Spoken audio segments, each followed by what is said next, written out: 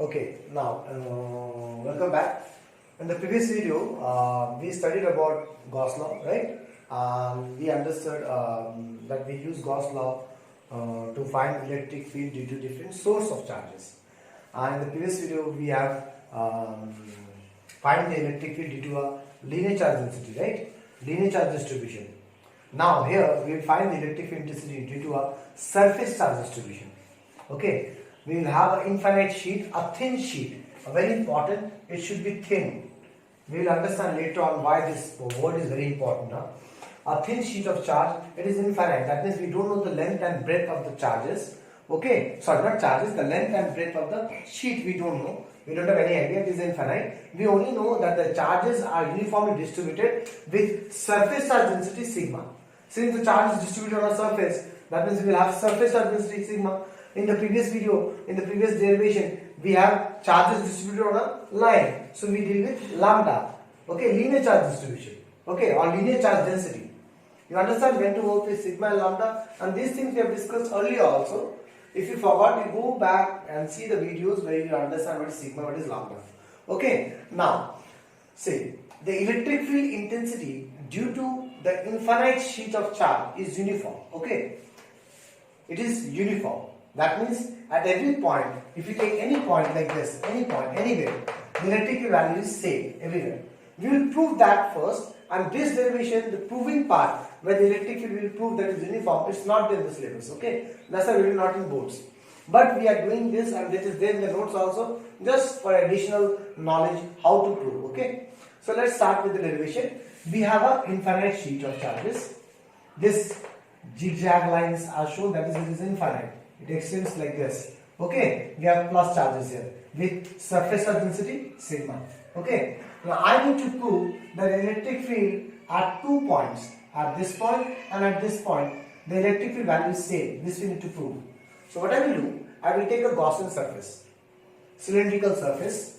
Okay, I will take a Gaussian cylindrical surface such that it is horizontal, such that the two circular area of the Gaussian cylinder is passing through these 2 points. Okay, if you take of any magnitude, any radius, any height, no problem. Okay, so we have drawn a Gaussian cylinder here. Now we need to find flux through this Gaussian cylinder. Now a cylinder can be distributed into 3 different surfaces. So let this surface is surface 1, and this surface is surface 2, and the curved surface is surface 3. Okay, now for this surface 1, we take a small area. The area will go this side, outside, perpendicular, dA1. Okay, perpendicular to the surface, but outside the whole surface. Okay, the closed surface ka outside niklega. Next, we need the electric field also at this point.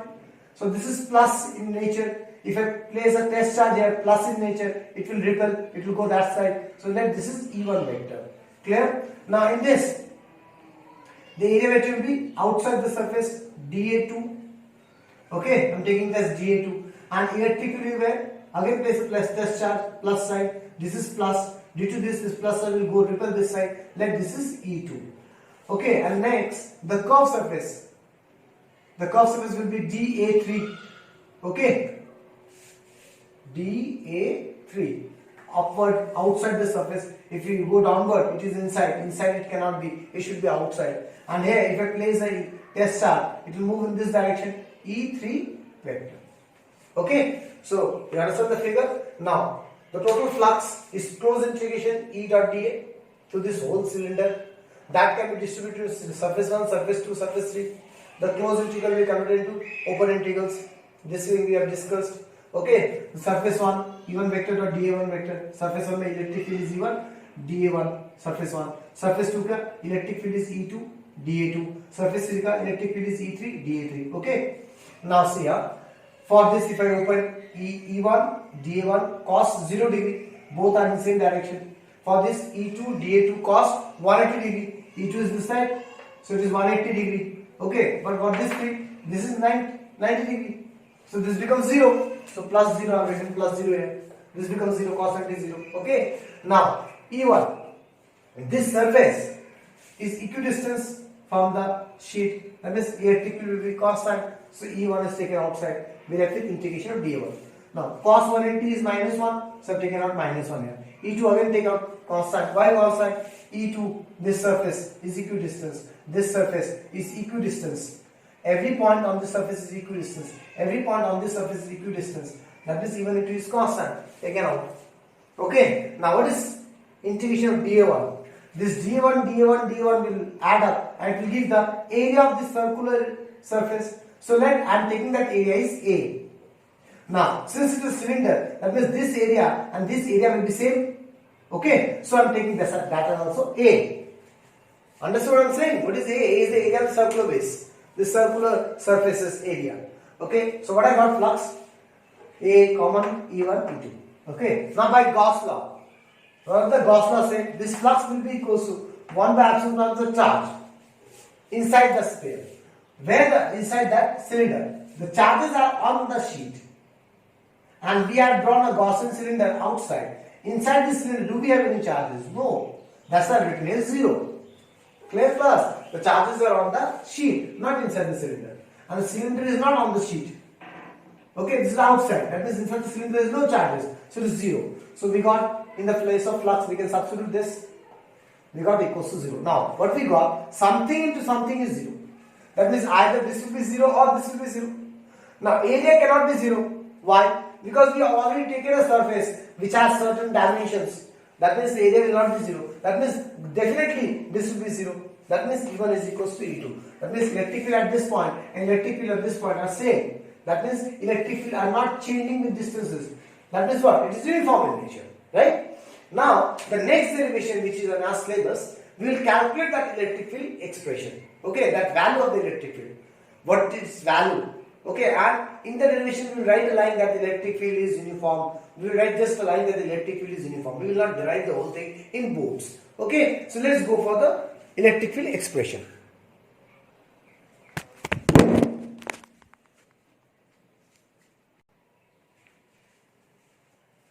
Okay, now we will calculate the electric field expression value. We already understand the electric field due to infinite sheet of charge is uniform. Okay, so now let's take an infinite sheet of charge.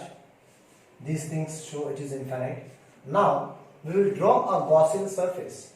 Okay, such cylindrical Gaussian surface such that it is passing through the sheet. Okay, so it passing. See, it's passing through the sheet. Some part is that side and some part is this side. Okay, and see, this circular area will contain a circular part of this sheet. Okay, in the earlier case where we have proved uniform, I have made this Gaussian cylinder outside, right? And no part of the sheet was inside the cylinder, and the charges were on the sheet. Since no part of the sheet were inside the cylinder, that means the net charge inside the cylinder was 0 in the previous case, right? Now in this case, this part of the cylinder, okay, is having that sheet. That means, if, for example, if we take a piece of paper, okay, and using a small circular shaft, one sharp circular shape, you place it like this, okay, then what will happen? That the paper will cut down in a circular shape, right? That means that circular part of the paper is now inside that circular cylinder or whatever you have placed. So that, can you imagine what I'm saying? So that I'm saying is that this is a circular cylinder. It's not circular cylinder, it's a cylinder. Okay, this is the circular area of the cylinder, which is just pressing towards the where? This sheet, right? That means this sheet, this circular part is inside the cylinder. You understand? Okay, now whatever the charges are there in this circular area of the sheet, that charges are inside the cylinder also. Now that means the cylinder inside the cylinder there is some charges. Okay, what that charges is that the charges are on the sheet and some circular part of the sheet. This circular part is inside the cylinder. Okay, that means what? That means the charges are there inside the cylinder now. Earlier in the previous case, the charges were not there. Okay, let's start with the derivation. Now I need to find the total flux through the cylinder. Okay, so this is the flux through the cylinder. Now this cylinder can divide into 3 different surfaces. let this is surface 1, let this is surface 2, and let the curved surface is surface 3. Okay, for this is the area vector dA1 going outward. If I want to find the electric field direction, this is plus in nature. If you place a plus charge here, it will repel. Okay, so I'm writing E vector. I'm not writing E1, E2, E3. Why? Because now we know all the electric fields are equal. So we can write E. For this, area vector is this side, dA2. If I place a plus sign here, this is plus. So this plus will repel this direction, E vector. For this, area vector is outside. Okay, but electric field will go this side. Again, place a test charge here, it will go this side. See, all the E's I have written E. I haven't written E1 into E3 because we already know now electric field is uniform in nature, right? So that total flux will be converted into individual flux. Flux to 1, flux to 2, flux to 3. I think you understand this part. Right? Now, for 1, E dA1 cos 0. E is also in this direction. dA1 is also in this direction. For this, E is also in this direction. dA2 is also in this direction. Again 0, cos 0. E dA2 cos 0. And see, but for this, it is cos 90. So this becomes 0. Okay, E we know uniform, taken out constant outside. Integration of dA1. E outside, integration of dA2. Now dA1, if you add all the areas here, this will give the area of the circular part. Let that area is A. So this area and this area will be same because it's a cylinder. So this is also A. So it becomes 2EA. Done? Now, we find the flux using the basic formula. Now we apply Gauss law. Now what the Gauss law says? Flux equals to 1 by epsilon naught sigma into A. Now, this part, listen very carefully. Gauss law says flux equals to 1 by epsilon naught, the net charge enclosed by the cylinder. Okay? Try to understand this part. For this only, initially also we have discussed something. Now what charge is there inside the cylinder? Okay?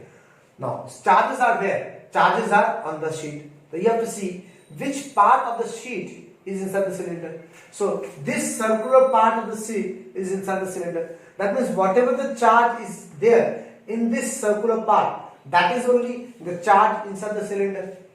Okay. Now here comes this factor comes thin. Why thin? Now see here, if I have some charges on this sheet of a paper. For example, we have some charges on this sheet. 4 charges are there in the sheet, on this sheet, this one. That 4 charges you can see from this side also, and those 4 charges I can see from my side also. That means the 4 charges are distributed in a single area, A. Okay, but if I talk about a whole thick sheet, for example, we have 4 charges. Now, it's not necessary, since it is thick in nature, the 4 charges will not be seen from both the surfaces. It may happen that one charge we can see from this surface and the other 3 I can see from this surface. So what I mean to say is that if it is a thin sheet, that means the charges are distributed only in single area. Okay, so that's why written here sigma, the surface charge density, into the area which is there, the area of the sheet which is there inside the cylinder. So inside the cylinder, this is the area of the sheet, and this area is nothing but equals to these areas because of cylinder. So it is sigma into A. Okay, if we calculate, A will cancel out. We got electrical expression is sigma by 2 epsilon naught. Okay, done. Now, if in the boards they ask you derive the expression of electrical intensity for a sheet of charge which is thick, instead of thin, we are thick, or they ask you metal plate. Okay, we have a charged metal plate, derive the expression of electrical intensity to a metal plate. Now what will happen? Till this point, the whole derivation will remain same. The figure will be also same. Listen carefully. You have to remember these things. You have to write down the notes when you get the hard copy. Okay, the derivation till this point will be same. Only from here it will change. Now the total flux according to Gauss law will be equal to 1 by epsilon naught times into total charge, right?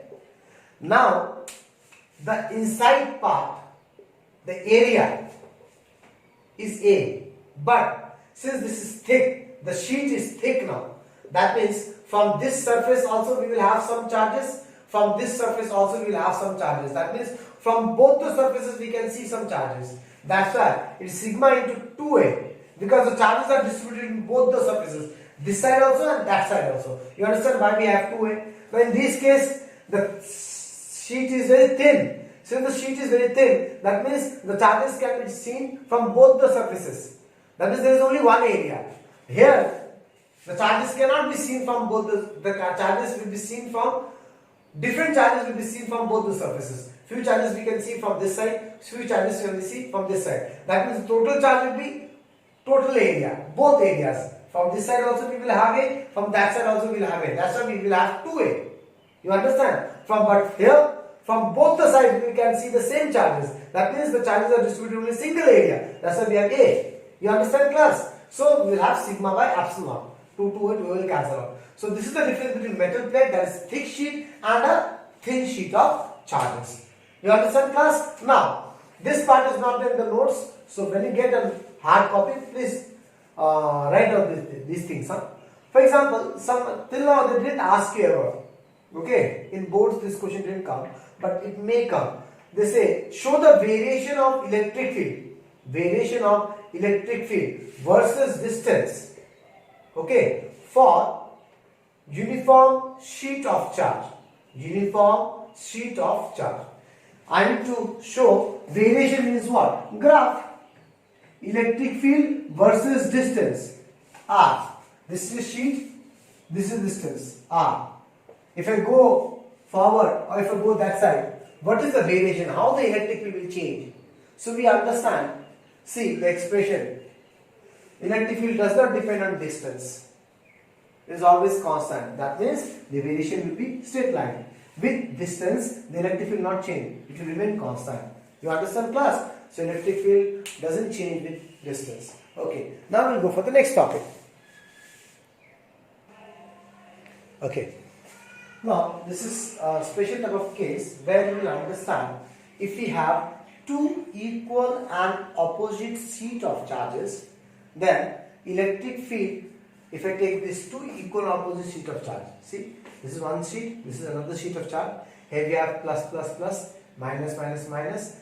That means this is equal number of plus, equal number of minus charge that we got. This plate will have plus sigma surface charge density. This plate will have minus sigma surface charge density. That means these are equal opposite charge plates. Okay. Now in this derivation, what we need to do? We need to prove that when we have this type of equal or opposite charge plates, there is no electric field outside. Okay. There is only uniform electric field created between the plates. इसके बीच में electric field आ जाएगा. And वो electric field का value कितना है? That we need to calculate. And वो electric field का nature uniform होगा. Okay. So for that, see that is electric field intensity to equal or opposite sheet of charge. Now to prove that, what I am doing, I am taking a generalized case. I am not taking equal or opposite sheet. I am taking two different sheet of charges. Okay. Two different parallel sheet of charges with different surface density, sigma 1 and sigma 2. Different surface charge density I am taking. Both the charges plates I am taking plus plus and different surface charge density. Okay. First we will derive for this generalized case, then I will put my condition equal or opposite case. Okay. Now see, for this sheet of charge, for this first sheet of charge, whose surface density is sigma 1. Okay. Electric field any point, we know due to infinite sheet of charges or due to sheet of charges, electric field is constant. It doesn't depend on the distance. Okay. That means for this sheet, okay, anywhere the electric field expression will be sigma 1 by 2 epsilon. And for this sheet, whose surface density is sigma 2, anywhere if you want to find the electric field value, it will be sigma 2 by 2 epsilon. These two things we know. Okay. Understand? Now we will calculate in three different regions, A, B and C. Right side, in between and left side. Okay. In these three areas, we need to find electric field. Okay. So let's see that since electric field is vector quantity, let's see the directions first. Okay. Now here we will have two electric field. One due to surface 1, another due to surface 2. Due to surface 1, electric field will go this direction. Why? Put a plus charge. This is plus, it will go this direction. So I am naming it as E1. Now here one more electric field will act due to this sheet. Okay. Again this is plus side, plus it will go this side. This is E2. You understand? Now at this point there will be two electric field. Due to this surface 1, it will electric field will go this side, E1. Why? Put a plus charge.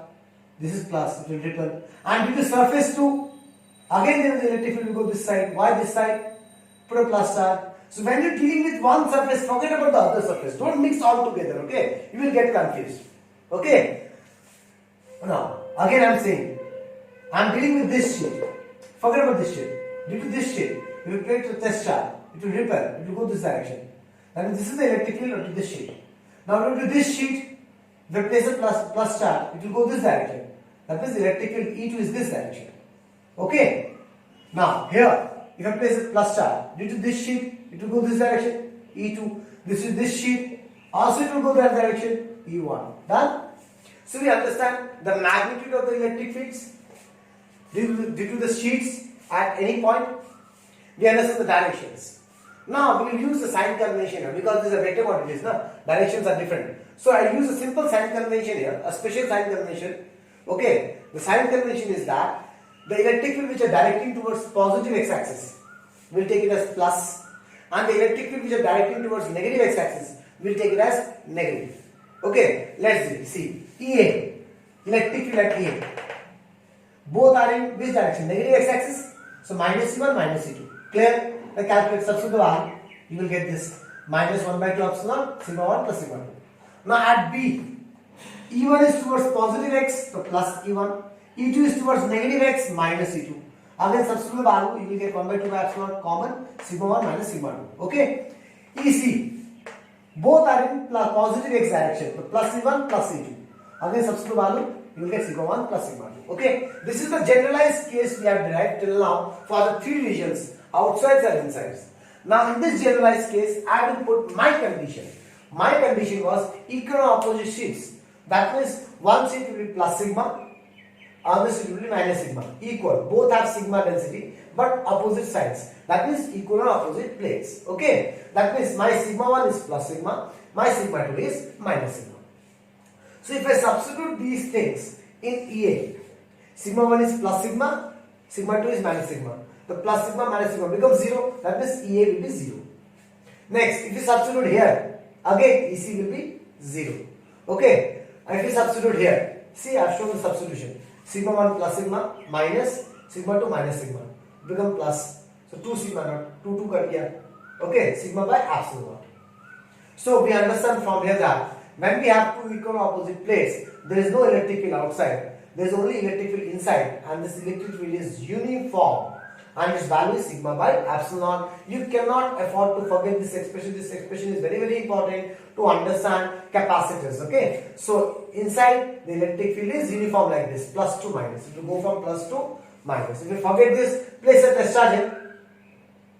If you forget the direction, for example, मुझे नहीं पता कहाँ जा रहा है direction, test charge रख ले इधर, test charge रख दिया मैंने, plus से repel करेगा, minus से attract करेगा, मतलब इधर जाएगा. Okay, and this electric field value will get sigma by epsilon naught. This you have to remember for your capacitor chapter. Okay, now that's all for this video. Okay, now next thing we will discuss few more applications. We will discuss in the next videos. Okay, thank you very much.